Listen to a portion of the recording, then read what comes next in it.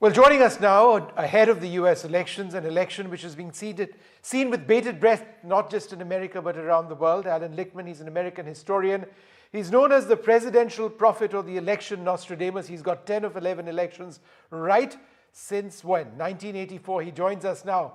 Mr. Lichtman, wonderful to speak to you. Thank you very much for being with us here at NDTV. My first question, recent trends suggest a mixed picture, with some polls showing Kamala Harris leading or tied in several key states, while others indicate a close race or a slight lead for Donald Trump. What is your sense of where these elections are headed? You should take all of these polls and do with them what the great philosopher David Hume said you should do to works of superstition.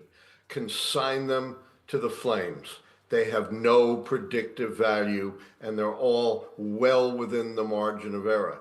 In 2016, when I predicted Donald Trump, which did not make me very popular in 90% plus Democratic DC, where I teach at American University, all of the polls were going in the other direction. In fact, the most eminent compiler of polls, the Princeton University Consortium, gave Hillary Clinton a 99% chance of winning.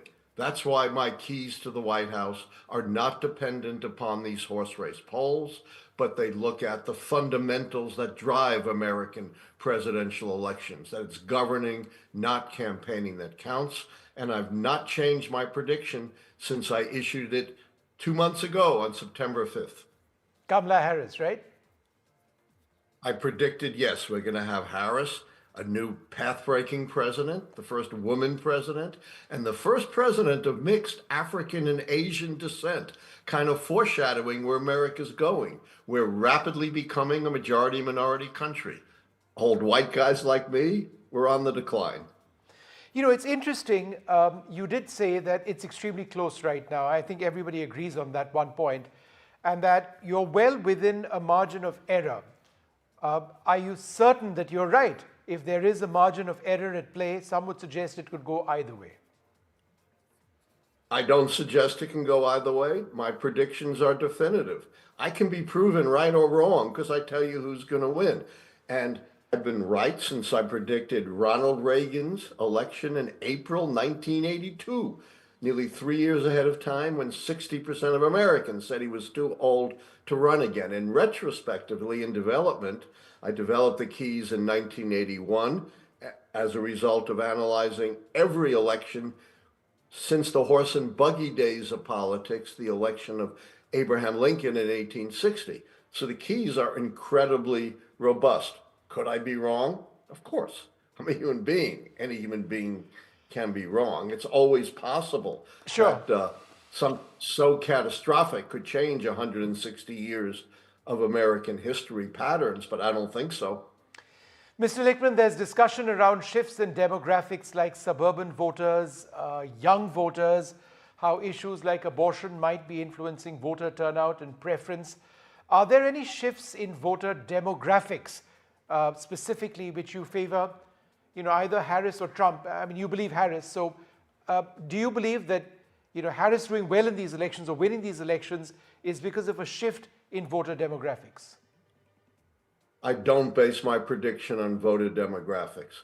You cannot accurately predict an election by trying to break it down into individual voter groups. I use the analogy of your cup of tea. You pour sugar in it. You learn nothing by trying to follow the individual sugar molecules, but you can learn a lot from simple integral parameters like sweetness and density, and that's what the keys are all about. But let me say one thing about changing demographics. As I said, we are rapidly becoming a majority-minority country, and minorities are the base of the Democratic Party. That means Republicans are battling against the demographic trends in this country.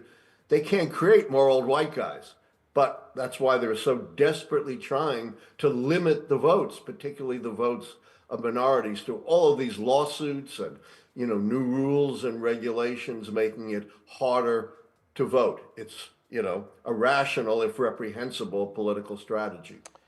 While it's not directly mentioned, at least not too often, the presence of third-party candidates like Jill Stein or Cornel West could Some suggest potentially split votes, especially if their support is significant in swing states.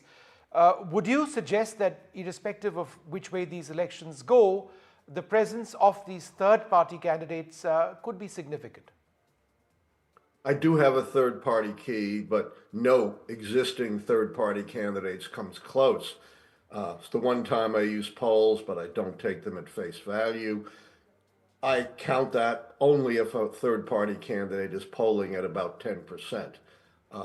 None of them that are left are even close. And there's no way when a candidate's getting, 1 or 2% to figure out where their vote is going. The margin of error is catastrophically large.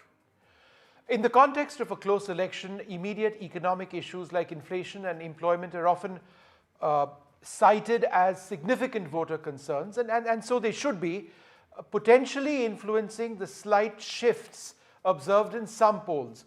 Will the economy, in your mind, be the decider in these elections? Absolutely not. I do have two economic keys, a short-term and long-term economic key, but that's only 2 of 13 keys. It's a big mistake to presume elections determined by the economy. If that was the case, Hillary Clinton should have won easily in 2016 because there's a very solid economy. Hubert Humphrey should have won in a landslide against Richard Nixon in 1968. The 1960s economy was one of the best in U.S. history. So while I do take the economy into account, I have 11 other keys. That's the beauty of my system. It doesn't turn on any one thing, but looks at the great variety of factors that turn elections. Now, the close polls, could indicate that both campaigns are effectively targeting their bases and swing voters, with neither gaining a decisive edge through strategy alone. Is that your sense as well?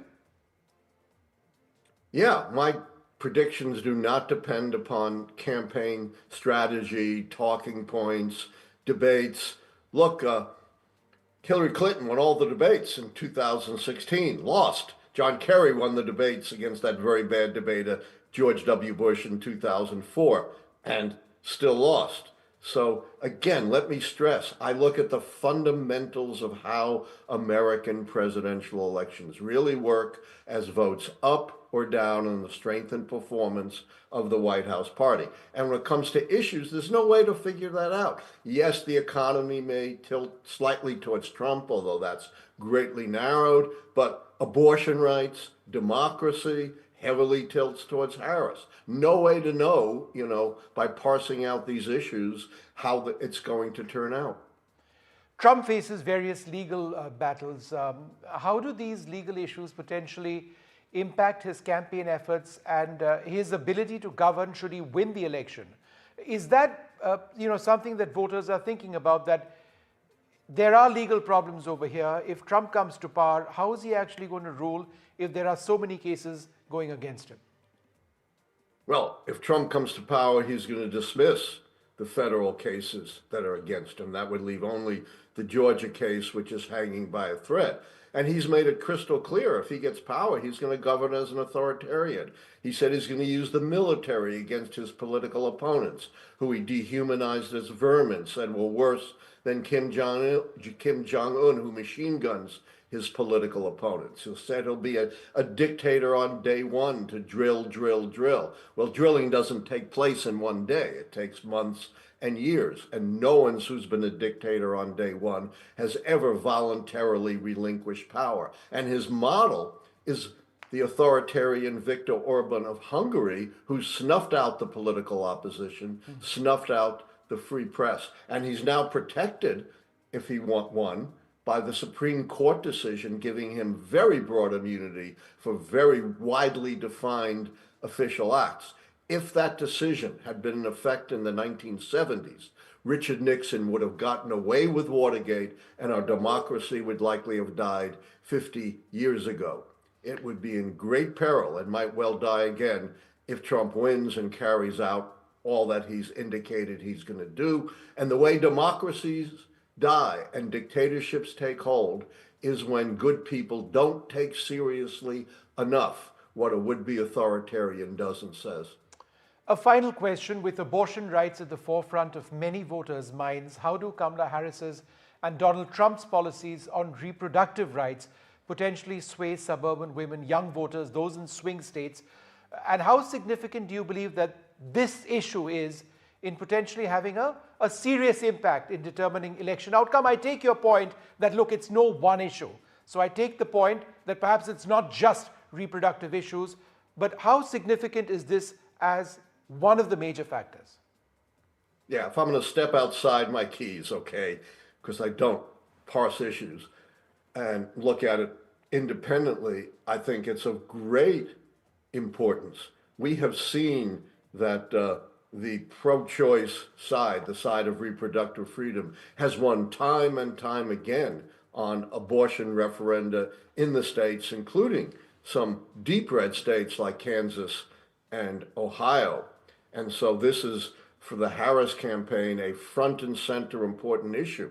And if you're going to believe this new shock poll, by the way, you've probably seen it, that came out of Iowa, showing Harris ahead in, what should be a solidly red state of Iowa. The big message of that poll was Harris was ahead 20 points among women. And I have no doubt that reproductive rights plays into that lead. And if you then look at the early voting is dominated by women. These are very good signs for Harris.